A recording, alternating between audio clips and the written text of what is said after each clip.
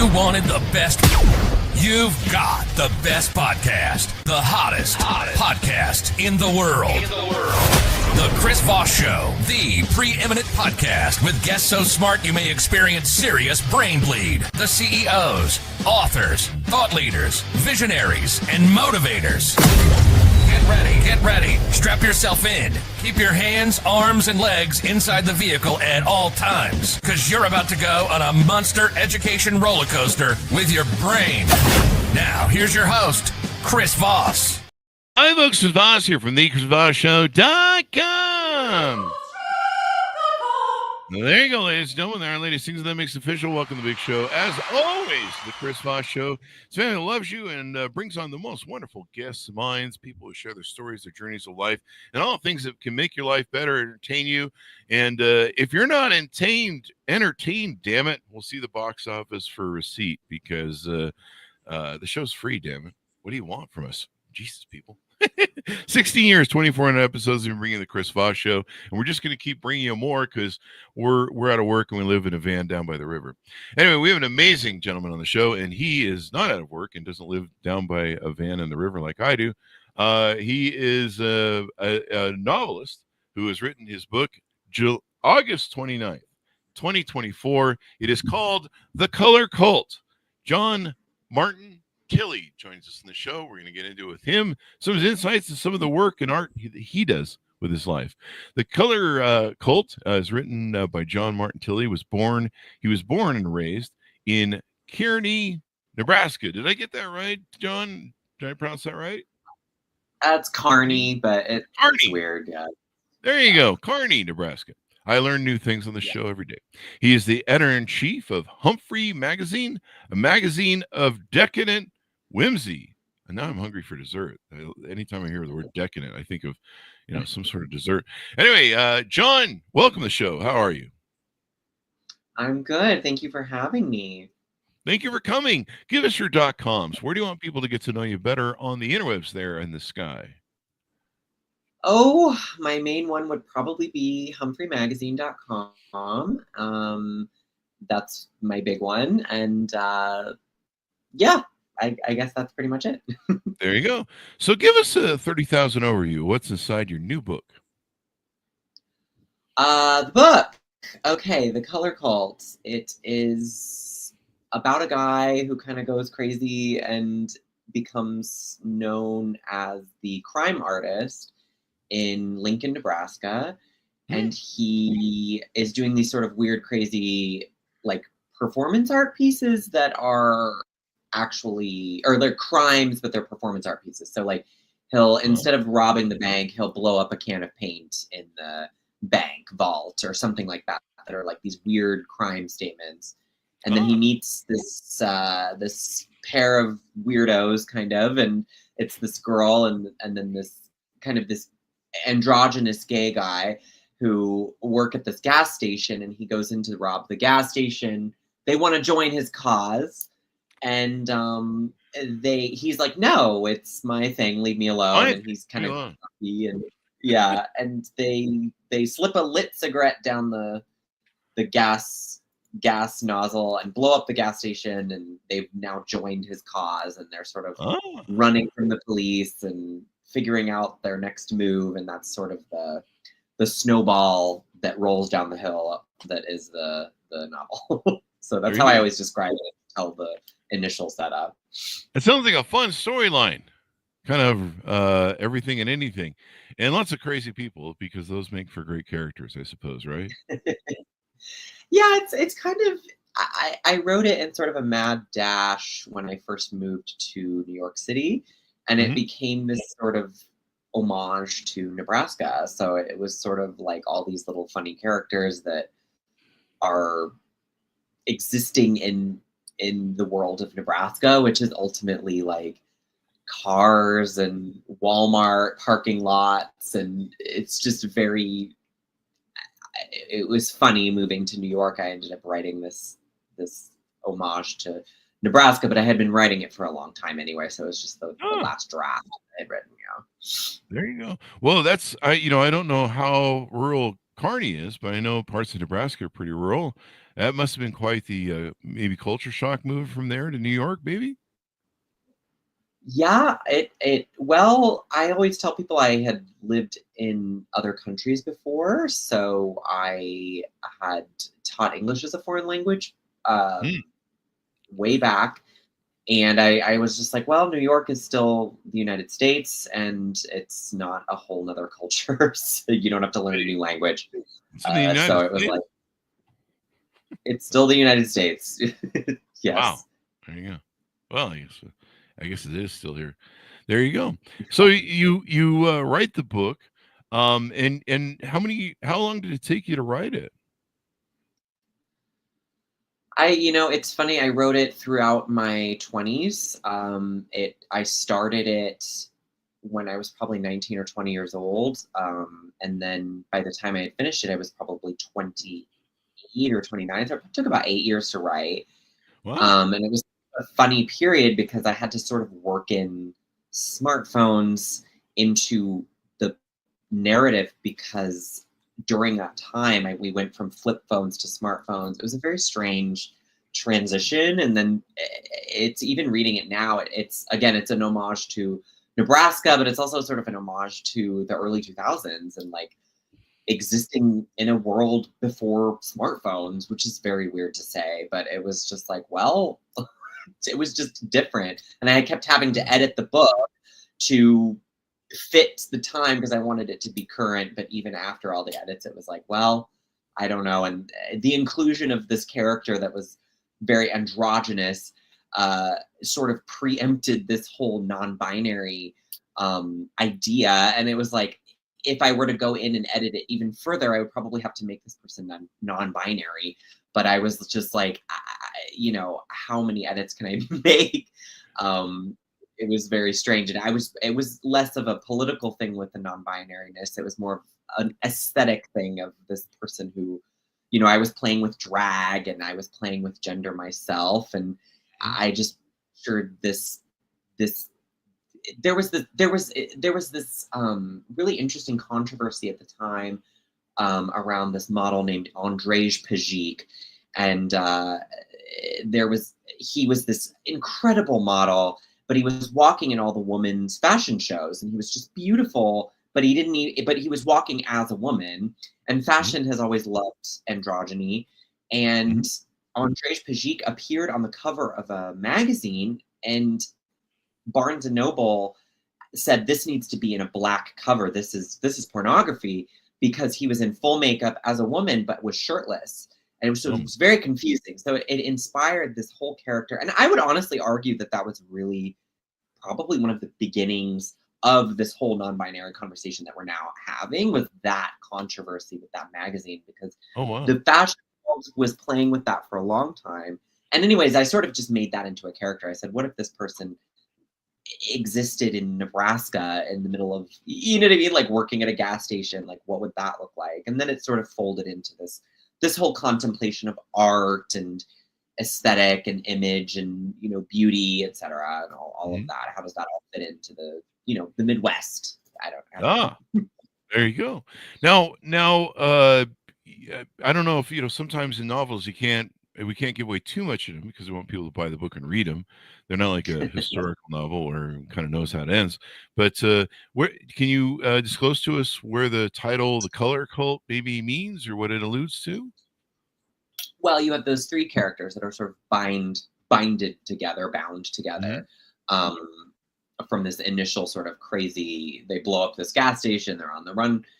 And there is a sort of instance where, the big question of the book is, how do they get around? Because they end up crashing their car. And the one character goes to she's trying to help the cause.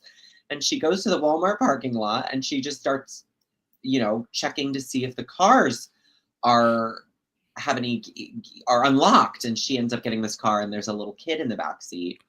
And it becomes this very weird, whimsical thing where she convinces him that she's a fairy and all this stuff. But he ends up being like, oh, so you guys are kind of like a cult almost. Like, you want to bring color and art and beauty to this very drab world of the Midwest, where nothing is very colorful. I mean, to this day. So it's sort of around, it derives from that. It's kind of a joke in a way.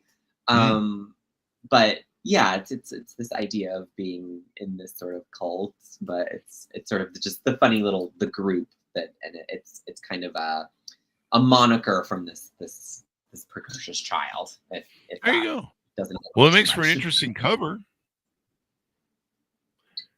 Yes, I actually shot the cover myself. Oh, did you? That is, yes, I did a lot of it myself. I shot the cover. That's my friend's niece. Wow. Who I wanted to use her in some capacity because I just thought and it was so interesting too. Speaking of childhood, it was just, she was such it's hard for me even to look at her and not think of her as this 3-year-old when I was in high school who stole the last puzzle piece and then came back and had the last puzzle piece that we were all looking for. And her name's Brack, and she's just this beautiful girl. And I just was like, oh, she'll be great for the cover, So we just took a projector and projected the title onto her face and just took a photo. It's kind of an unedited photo. So yeah. It's perfect. We do a lot of novelists on the show. I mean, we probably had, I don't know, hundreds, 500, 600, 700 novelists on the show. Oh, wow. It's perfect. It looks like something that would come from Simon Schuster or Penguin Random House. It probably adds to the kind of the fabric or the character of the book. So tell us about the characters in there. There's a Daniel Smith, I believe, and some other people. Can you tease a little bit more out to us on some of these characters, flesh them out a little bit? Yeah, Daniel Smith, to be honest, it all started as me. I was in art history class in college, and I had a crush on this boy. And so the original, he had the same name as me. His name was John. And so the original draft, he had the same name as the gay character. But Daniel has experienced, he's kind of going off the rails a little bit. His mom has just died, and they don't know if it's a suicide or if it was an accident. And this is all honestly in the very first chapter. So there's this I was rereading it actually to my friend. We have this tradition of where we read aloud, and we'll lay out and tan in the sun. And I just read to her, and I was reading the book, and I was like, this is so funny. I didn't realize lately I'm very obsessed with camp. The book is very campy. It's very funny and sort of silly and whimsical and insane. I had the idea of Who Framed Roger Rabbit as a sort of aesthetic channel to go down. But the characters, Daniel he's this guy, and he's sort of this army guy, and he's, kind of a campy version of this straight guy who's just like, I'm going to do this. And then there's Zach, who's the androgynous blonde, who's sort of my stand-in, I guess, where it's the Andrzej Pajik. He's this model, this ethereal looking, is he a boy? Is he a girl? We can't quite tell just looking at him. And then there's Lucy, who is this, very softig, this woman, and she's very bored, and she's based on some people I've known in my life who just sort of are very, monotone and very bored, like kind of Margot Tenenbaum or something. And she has, she's from Lincoln, and she wanted to move to New York, and she's sort of stuck in Lincoln, and her dad has cancer. He was building this museum that's all about bugs, and it sort of had to come to a halt right before it was ready to be finished. And the museum is this big, beautiful, wild museum of all, there's the butterflies, and then there's like colony insects, and then there's arachnids, which I guess aren't really insects, but whatever, they're fun for a museum. And the only one that they need to finish is the arachnids. Anyway, they end up hiding out in this museum. And it's just, I don't know. Again, it's a lot of what I was playing with were the ideas of art and how it fits into our world, and museums are a big part of that.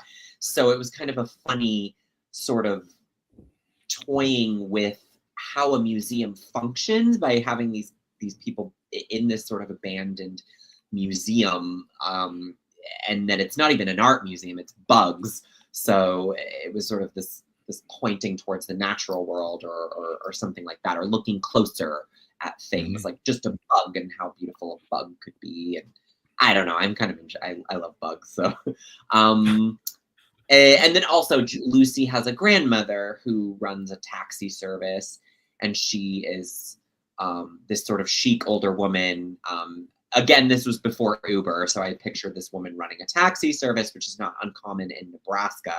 At least back in the day, there'd be these little sort of rinky-dink, taxi services for when you need a designated driver or whatever.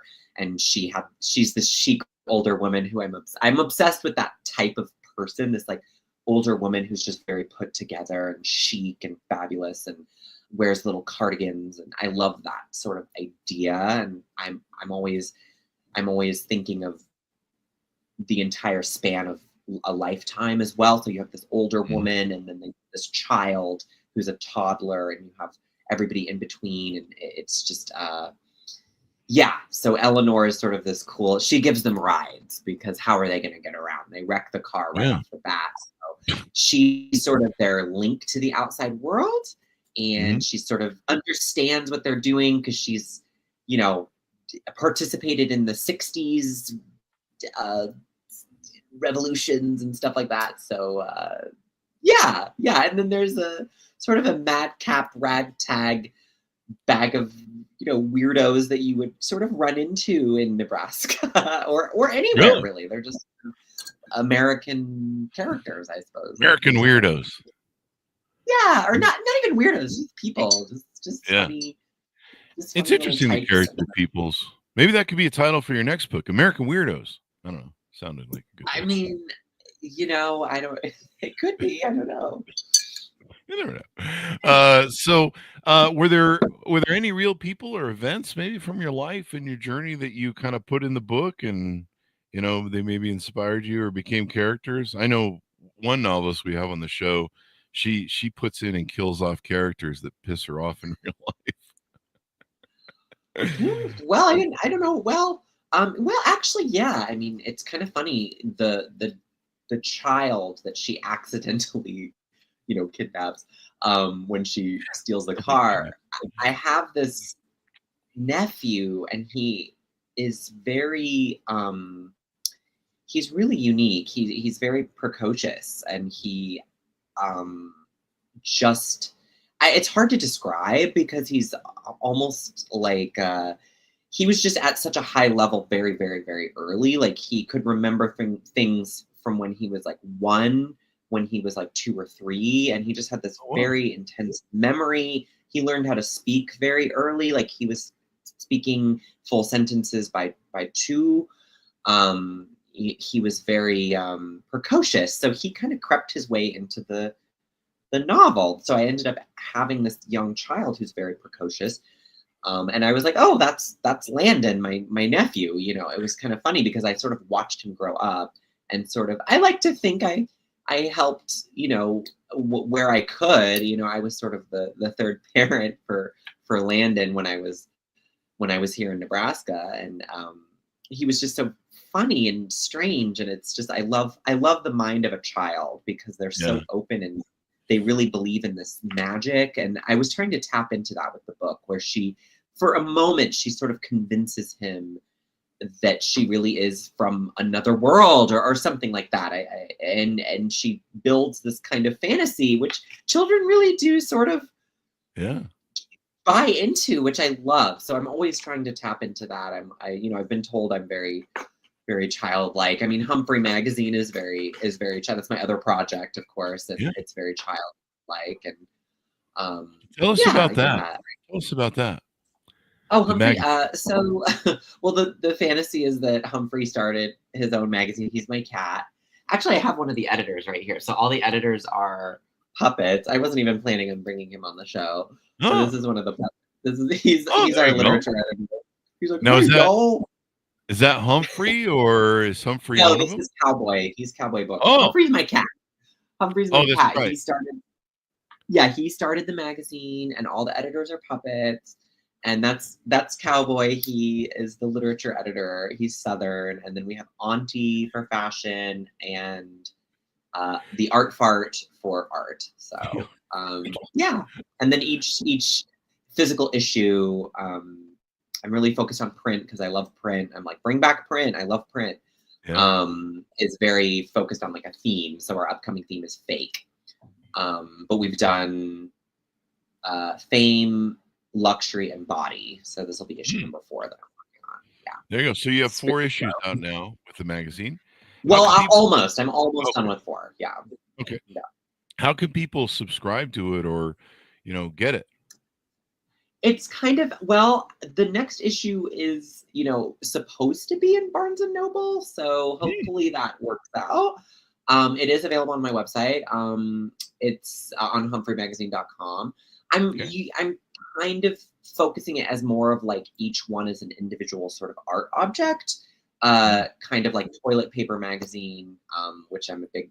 It's kind of an insane magazine if you know, you know. But they don't really. It's just like each one is almost like a collector's item or something. So I'm kind of thinking of doing it that way. So you don't flush it when you're done. Then. No, I mean that's part of the joke.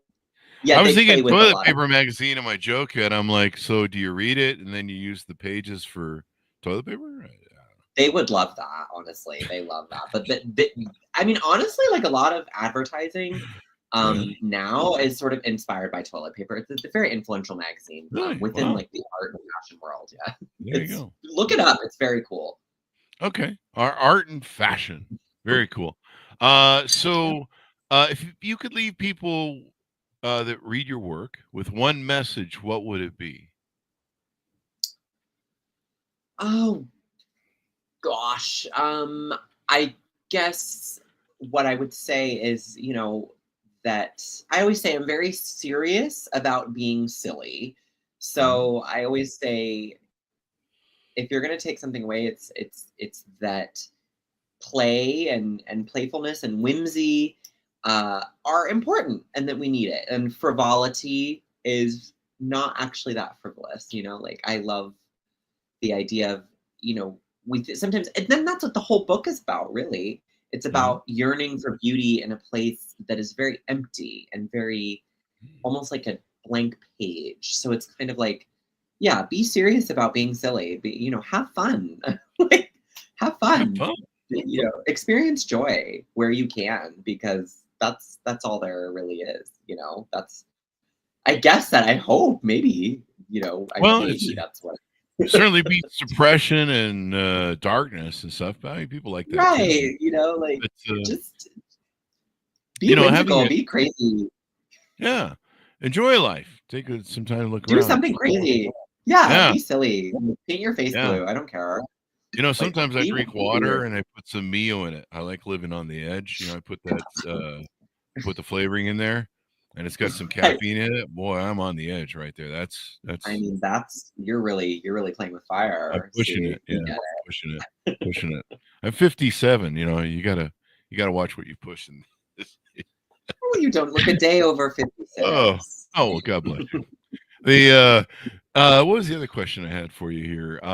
So what are you reading now? What books do you like to read? What do you enjoy? Oh gosh. I'm not a big fan of what I'm reading right now, but you're reading something you really hate?